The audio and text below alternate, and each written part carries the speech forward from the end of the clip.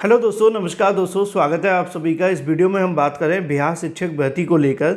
बिहार शिक्षक भर्ती यानी कि बीपीएससी 2.0 के बारे में, या फिर आप जीरो कहना चाहें, जो भी कहें। मुद्दे की बात यह है कि भाई भाषा के लिए, मैथ और साइंस के लिए, इसके अलावा सामाजिक विज्ञान, जो आप सभी का विज्ञापन लिख दिया है मैंने, लेकिन यहाँ विज्ञान होना है। चलो मैं ठीक कर लेता हूँ। सब्जेक्ट कॉम्बिनेशन क्या होगा, यानी कि इन सभी के लिए क्या क्या सब्जेक्ट कॉम्बिनेशन होना चाहिए, क्योंकि सबसे ज़्यादा जो महत्वपूर्ण चीज़ है वो यही है। अगर आप अपने सब्जेक्ट कॉम्बिनेशन को नहीं जानते हैं तो आपका परीक्षा देने का कोई ज़्यादा फायदा नहीं होगा। उसकी वजह है कि परीक्षा में कई बार आप परीक्षा तो दे देते हैं। हाल ही में आपने देखा बहुत सारे ऐसे अभ्यर्थी थे जिन्होंने परीक्षा में नौकरी भी ले ली, लेकिन बाद में उनको बाहर कर दिया गया। किस लिए? क्योंकि उनको अपना सब्जेक्ट कॉम्बिनेशन के बारे में जानकारी नहीं थी। अब ये वीडियो मैं इसलिए बना रहा हूँ जिससे कि आप सभी को आपके सब्जेक्ट कॉम्बिनेशन के बारे में सही जानकारी मिल सके। और थोड़ी सी रिक्वेस्ट भी है आपसे कि आप इस वीडियो को अपने दोस्त और यारों तक शेयर कर देंगे, जिससे कि उनको भी जानकारी मिल सके। और मैं आप सभी को जो भी जानकारी दे रहा हूँ वो ऑफिशियल विज्ञापन के माध्यम से दी जाएगी, जिससे कि आप लोग सही जानकारी लेकर ही अपने कॉम्बिनेशन के आधार पर आवेदन कर सकें। तो चलिए बिना किसी देरी के शुरुआत करते हैं। उम्मीद है कि आपने वीडियो को लाइक कर दिया होगा और चैनल को सब्सक्राइब करके बेल आइकन दबा लिया होगा, क्योंकि ऐसा करने से आपको रियल ऑथेंटिक जानकारियों के नोटिफिकेशन सबसे पहले मिलते रहते हैं। अब दोस्तों, आप जानते हैं कि इसमें बीएड, बीटीसी, डीएलएड करने वाले सभी अभ्यर्थी आवेदन कर सकते हैं। सब्जेक्ट के कॉम्बिनेशन को जानने से पहले एक सेकंड में आपको योग्यताएं बताऊंगा, क्योंकि ये बहुत काम की हैं, आपको पता होनी चाहिए। पहली योग्यता आप सभी के सामने देखने के लिए मिलती है कि इसमें आवेदन करने के लिए आप सभी के पास में सीटेट पेपर 2 होना चाहिए और बीटेट का पेपर 2 होना चाहिए। बाकी के लिए एसटेट पेपर 1, पेपर 2 मांगा गया है। ठीक है, इसी तरीके से अगर आपके पास में सीटेट, बीटेट है तो आप इस वैकेंसी में आवेदन कर सकते हैं। अब अगर बात कर ली जाए 6 to 8 के लिए, तो यहाँ पे गणित एवं विज्ञान के अध्यापक होंगे, सामाजिक विज्ञान के अध्यापक होंगे और भाषा विद्यालय के अध्यापक देखने के लिए मिलेंगे। यानी कि भाषा के अंदर सभी वो भाषाएं आ जाती हैं, जैसे कि हिंदी, इंग्लिश, उर्दू, संस्कृत, बंगाली या कोई और भाषा के लिए जब भर्ती निकाली जाती है तो वो सभी। ठीक है ना। अब इसमें आवेदन करने के लिए क्या योग्यता मांगी गई है? स्नातक यानी कि ग्रेजुएशन आपके पास होना चाहिए। साथ में आपके पास में 2 वर्षीय डिप्लोमा होना चाहिए प्रारंभिक शिक्षा के अंदर, यानी कि प्राइमरी शिक्षा के अंदर आपके पास में 2 वर्षीय डिप्लोमा होना चाहिए। अब 2 वर्षीय डिप्लोमा कौन सा होता है? डीएलएड होता है ना। यानी कि बीटीसी, डीएलएड करने वाले अभ्यर्थी इसके अंदर पूरे तरीके से वैलिड है। दूसरे नंबर पे क्या लिखा है? 50% अंकों के साथ में या स्नातकोत्तर में आपके पास बीएड है तो भी आप इसके लिए आवेदन कर सकते हैं। यानी कि भाई बीटीसी और बीएड को लेकर तो मैंने क्लियर कर दिया है कि ये सभी अभ्यर्थी आवेदन कर लेंगे।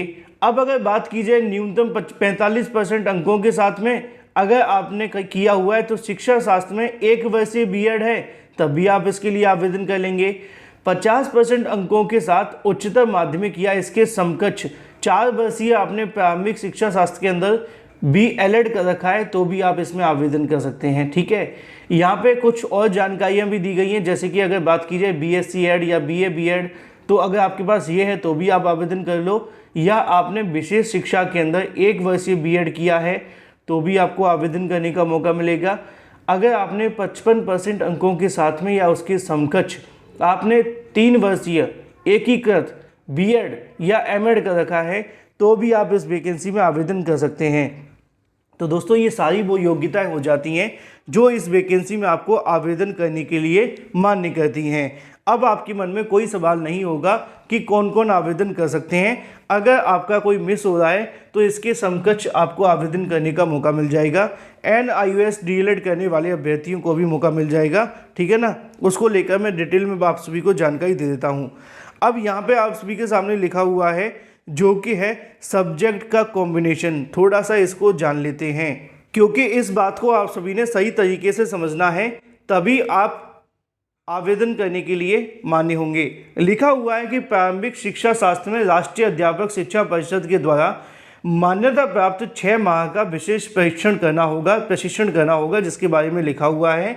फिलहाल 3rd नंबर जो पॉइंट है वो आपके लिए सबसे ज़्यादा महत्वपूर्ण है, जिसमें लिखा हुआ है वर्ग 6 to 8 के भाषा विषय के विद्यालय अध्यापक स्नातक स्तर पर प्रतिष्ठा यानी कि यहाँ पे बात की जा रही है जो आपका विषय है उसके रूप में संबंधित भाषा में पठित होना चाहिए। यानी कि सिंपल भाषा में लिखा हुआ है कि अगर आप किसी भी भाषा सब्जेक्ट के लिए आवेदन करना चाहते हैं तो आपने स्नातक ग्रेजुएशन लेवल पर ये वाला सब्जेक्ट पढ़ा हो।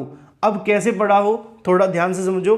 जैसे कि अगर आप हिंदी के लिए आवेदन करना चाहते हैं तो आपकी जो ग्रेजुएशन है वो हिंदी के साथ होनी चाहिए, ठीक है। अगर आपने बीए कर रखा होगा हिंदी के अंदर तो जैसा कि आप जानते हैं तो आप किस में जाएंगे, हिंदी के लिए चले जाएंगे। अगर आपने संस्कृत लिया था तो आप संस्कृत के बेसिस पे इसमें आवेदन कर सकते हैं। अगर आपने इंग्लिश किया हुआ है तो इंग्लिश के साथ ग्रेजुएशन है आपका, तो आपकी जो ग्रेजुएशन के अंदर इंग्लिश है तो आप इसमें आवेदन कर लेंगे। अगर आपने उर्दू या बंगाली के अंदर किया हुआ है तो वो भी यहाँ पे दी गई है, ठीक है। ये पूरे तरीके से क्लियर है, अब आपके मन में कोई सवाल नहीं होगा। तो ये बात हो जाती है भाषा के बारे में, यानी कि ग्रेजुएशन लेवल पे आपने वो वाला सब्जेक्ट पढ़ा है तो आप इसमें आवेदन कर सकते हैं।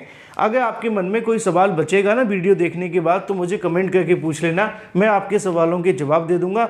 अगर सवाल कोई ज़्यादा महत्वपूर्ण हुआ तो वीडियो बनाकर जानकारी, ठीक है। चौथे नंबर पे देखने के लिए मिल जाता है 6 to 8 के लिए सामाजिक विज्ञान विषय के लिए। अब जो सामाजिक विज्ञान विषय के विद्यालय अध्यापक हैं उनके लिए क्या है, उनके लिए बहुत आसान है कि उनके पास में कोई 2 सब्जेक्ट होने चाहिए, जैसे कि इतिहास, भूगोल, राजनीति शास्त्र, दर्शन शास्त्र, अर्थशास्त्र, वाणिज्य, मनोविज्ञान, समाजशास्त्र, गृह विज्ञान में से कोई 2 विषय अगर उन्होंने स्नातक स्तर पर पढ़े हैं तो वो इस वैकेंसी में आवेदन कर सकते हैं। यानी कि आपने इन दोनों में से कोई भी इतने सब्जेक्ट्स में से आपके पास कोई भी है तो आप इसके लिए आवेदन कर लेंगे। सिंपल सी बात है सामाजिक विज्ञान के लिए। अब बचती है बात साइंस को लेकर, तो मैथ और साइंस में आवेदन करने के लिए गणित एवं विज्ञान की बात की जा रही है।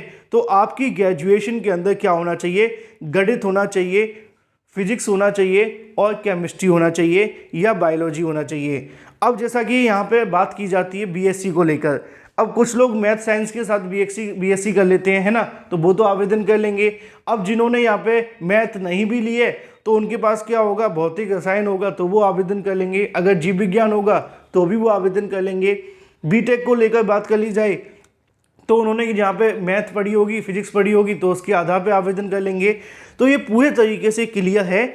यहाँ पर अब आपके मन में कोई सवाल नहीं होना चाहिए योग्यताओं के बारे में, खास तौर पे सब्जेक्ट के कॉम्बिनेशन को लेकर कि आपका सब्जेक्ट कॉम्बिनेशन कैसे बनेगा। अगर आपके पास कोई अलग योग्यता है और आप मुझसे पूछना चाहते हैं तो आप मुझे कमेंट करके अवश्य पूछ सकते हैं या फिर आप मुझे ज्वाइन भी कर सकते हैं। उसके माध्यम से आपके सभी सवालों के जवाब दे दिए जाते हैं। फिलहाल इस वीडियो में इतना ही। Thank you for watching this video.